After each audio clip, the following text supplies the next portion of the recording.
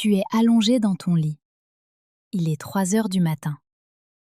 Tu devrais dormir, mais tu ne dors pas. Et tu sais exactement pourquoi. Ton cerveau a recommencé.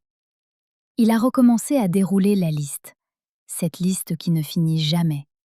Cette liste de tout ce qui pourrait mal tourner. Tout ce que tu n'as pas encore résolu. Tout ce qui t'attend demain, la semaine prochaine, l'année prochaine. Tout ce qui te terrifie quand tu y penses trop longtemps. Et puis, arrivent les questions. Toujours les mêmes. Et si je n'y arrive pas? Et si ça ne marche pas? Et si je perds tout? Et si je tombe malade? Et si quelque chose arrive à mes parents? Et si je me retrouve seule? Et si dans 5 ans, dans 10 ans, ma vie ne ressemble à rien de ce que je voulais? Et chaque question fait monter ton rythme cardiaque un peu plus. Tu sens ta poitrine se serrer. Tu sens cette boule familière qui s'installe dans ton ventre. Et tu te dis, ma sœur, je ne peux plus vivre comme ça. Je ne peux plus tout anticiper. Je ne peux plus avoir peur de tout, tout le temps. Et le matin, tu te lèves épuisé. Tu fais ta prière mécaniquement. Tu vas travailler. Tu fais semblant que tout va bien. Et le soir, ça recommence. La même boucle. Les mêmes peurs. La même panique sourde qui te ronge en silence. Ma sœur, avant qu'on aille plus loin, je veux que tu entendes une chose. Cette panique constante face à l'avenir, cette anxiété qui ne te lâche jamais, cette incapacité à vivre le présent parce que ton cerveau est toujours occupé à scanner les menaces de demain. Ce n'est pas un défaut de personnalité. Ce n'est pas une maladie. Ce n'est pas non plus juste du stress moderne. C'est un manque de tawakkul. Et je sais que tu connais ce mot. Tu l'as entendu 1000 fois. On t'a probablement déjà dit « Fais tawakkul, lâche prise, fais confiance à Allah ». Et tu as essayé. Tu as vraiment essayé. Mais ça n'a pas marché. Tu te sens encore plus coupable parce que non seulement tu paniques, mais en plus, tu n'arrives pas à faire ce qu'on te dit de faire. Reste avec moi jusqu'à la fin, parce que ce que tu vas comprendre aujourd'hui sur le tawakkul est probablement très différent de ce qu'on t'en a dit. Le tawakkul est l'un des concepts les plus mal compris de l'islam. La plupart des gens pensent que faire tawakkul, ça veut dire ne rien planifier, ne pas s'inquiéter de l'avenir, lâcher prise complètement. Et c'est précisément cette définition fausse qui rend le tawakkul impossible à vivre. Parce que quand tu te dis « je dois lâcher prise, je dois ne plus m'inquiéter », tu te bats contre ta propre nature humaine. Et plus tu te bats, plus tu paniques. Plus tu te dis qu'il faut arrêter de penser, plus tu y penses. Le tawakkul n'est pas l'absence de planification.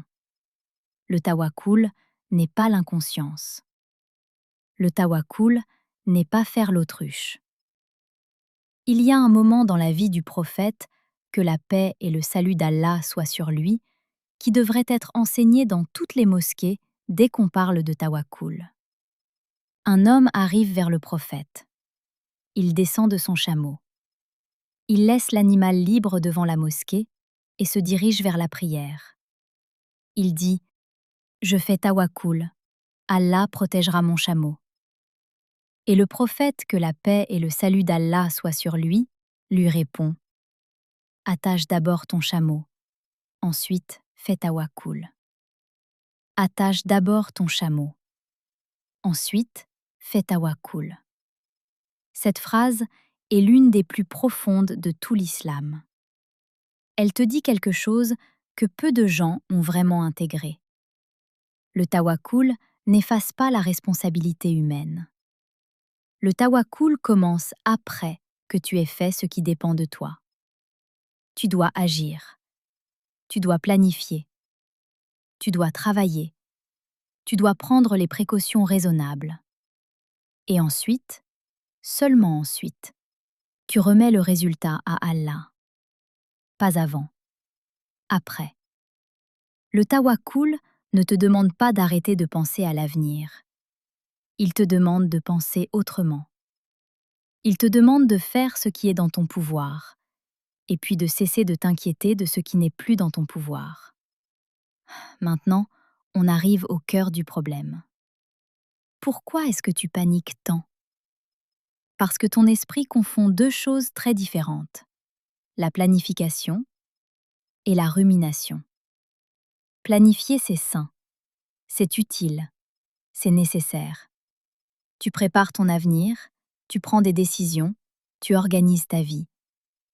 Ruminer, c'est différent. Ruminer, c'est repasser en boucle des scénarios catastrophes sur lesquels tu n'as aucun contrôle. C'est imaginer toutes les choses qui pourraient mal tourner. C'est répéter la même peur dans ta tête 20 fois sans que ça résolve rien. Et la rumination donne l'illusion qu'on est en train de faire quelque chose, comme si, en y pensant suffisamment, on allait empêcher la mauvaise chose d'arriver, comme si l'inquiétude était une forme de protection. Mais l'inquiétude n'a jamais empêché un seul mauvais événement d'arriver. Pas un. Elle ne fait que t'épuiser à l'avance. Elle te fait vivre la souffrance d'une chose qui n'est peut-être même pas en train d'arriver. Tu paies le prix émotionnel d'un drame imaginaire pendant que ta vie réelle passe. Le prophète, que la paix et le salut d'Allah soient sur lui, a dit que l'inquiétude pour ce qui n'est pas encore arrivé est l'une des fatigues les plus inutiles qu'un cœur puisse porter. Parce qu'elle te coûte la paix d'aujourd'hui pour quelque chose qui peut-être n'arrivera jamais. Et il y a quelque chose d'encore plus profond. La rumination est presque toujours une forme cachée de manque de confiance. Pas en toi, en lui. Quand tu paniques pour ton avenir, ton cerveau est en train de dire ⁇ Je dois tout calculer, je dois tout prévoir, je dois tout contrôler, parce que personne d'autre ne va le faire pour moi. Je suis seule, tout repose sur mes épaules. ⁇ Et c'est exactement le contraire de la vérité. Allah a écrit ton risque il y a des éons avant que tu naisses. Allah a écrit ton avenir avec une précision que tu ne peux pas concevoir. Allah connaît chaque détail de chaque jour qui te reste à vivre. Et tu es là, à 3 heures du matin, à essayer de prévoir ta vie comme si tu étais en charge de tout. Tu n'es pas en charge. Tu n'as jamais été en charge. Et c'est précisément cette illusion d'être en charge qui te rend folle. Pense à un enfant. Un enfant qui est avec son père dans une voiture. Le père conduit. L'enfant ne sait pas où ils vont, ne sait pas combien de temps ça va prendre, ne sait pas s'il y aura des embouteillages. Et qu'est-ce que fait l'enfant? Il regarde par la fenêtre. Il chante. Il joue avec ses doigts. Il fait confiance. Pourquoi il fait confiance? Parce qu'il sait que son père sait. Parce qu'il sait qu'il est avec quelqu'un qui prend soin de lui. Il ne se met pas à essayer de calculer la route. Il ne se met pas à paniquer parce qu'il ne contrôle pas le volant. Tu es cet enfant dans la voiture. Sauf que tu as oublié qu'Allah conduit. Tu es là, en train d'essayer d'arracher le volant. Tu es là, en train de paniquer parce que tu ne vois pas la route. Et plus tu essaies de contrôler, plus tu te tortures. Le tawakkul, c'est lâcher le volant. Pas lâcher la responsabilité, mais reconnaître que tu n'as jamais eu le contrôle ultime de ta vie. Que cette illusion de contrôle est précisément ce qui te tue. Maintenant, je veux te dire quelque chose qui va peut-être te déranger au début. Mais reste avec moi. Si tu es honnête avec toi-même, tu vas découvrir que la plupart de ce que tu craignais dans le passé n'est jamais arrivé. Repense à toi il y a 5 ans.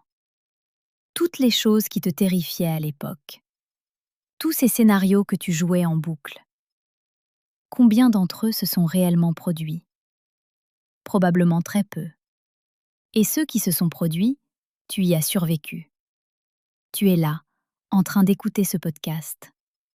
Vivante, marchante, capable. Tu as traversé. Allah t'a porté à travers chacune de ces choses, même quand tu pensais que tu n'y arriverais pas. Et regarde maintenant, tu refais la même chose. Tu paniques pour des choses qui probablement n'arriveront pas. Et même si elles arrivent, Allah te portera à travers, comme il l'a toujours fait. Tu n'es jamais arrivé seul à une épreuve. Tu ne le seras jamais. Mais alors comment fait-on, concrètement, pour vivre le tawakkul? D'abord, fais ta partie. Sérieusement. Pleinement. Ne te cache pas derrière le tawakkul pour éviter le travail. Si tu cherches un emploi, postule. Si tu veux te marier, prends les moyens. Si quelque chose t'inquiète, fais ce qui est en ton pouvoir pour t'y préparer. Le tawakkul commence après l'effort, pas à la place de l'effort. Ensuite, identifie clairement ce qui est dans ton pouvoir et ce qui ne l'est pas. C'est l'exercice le plus libérateur que tu puisses faire. Prends un moment, regarde ce qui te panique et demande-toi: qu'est-ce que je peux faire concrètement à ce sujet aujourd'hui? Si la réponse est rien, alors ton inquiétude ne sert à rien d'autre qu'à te faire souffrir. Et tu peux choisir consciemment de la lâcher. Quand la rumination revient, et elle reviendra, ne te bats pas contre elle frontalement. Ça ne marche pas.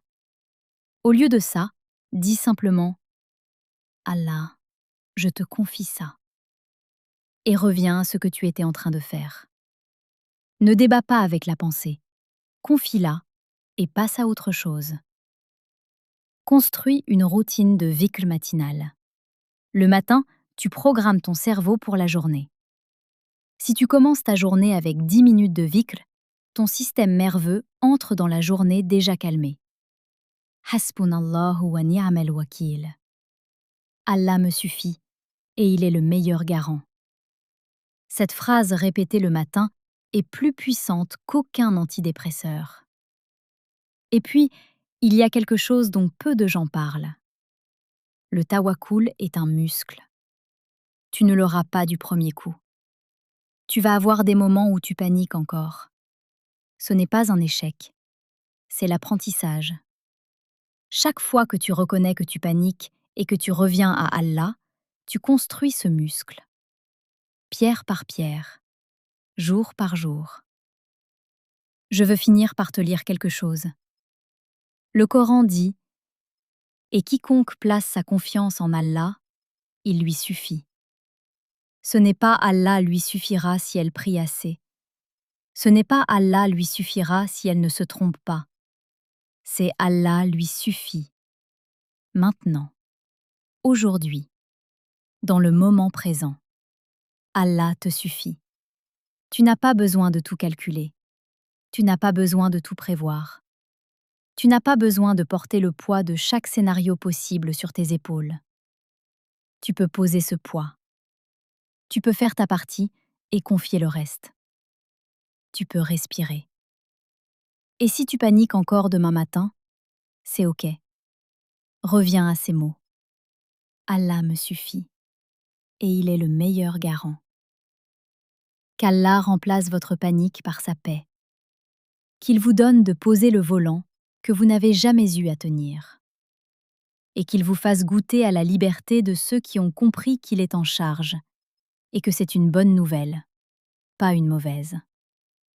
Si ce message t'a apaisé, si tu sens que tu peux respirer un peu plus profondément, laisse une feuille en commentaire. C'est notre signe pour cette vidéo. Parce que la feuille tombe quand l'arbre la lâche. Et elle n'a pas peur. Parce que le vent sait où l'emporter. Prends soin de ton âme. À très vite sur Al Waqt.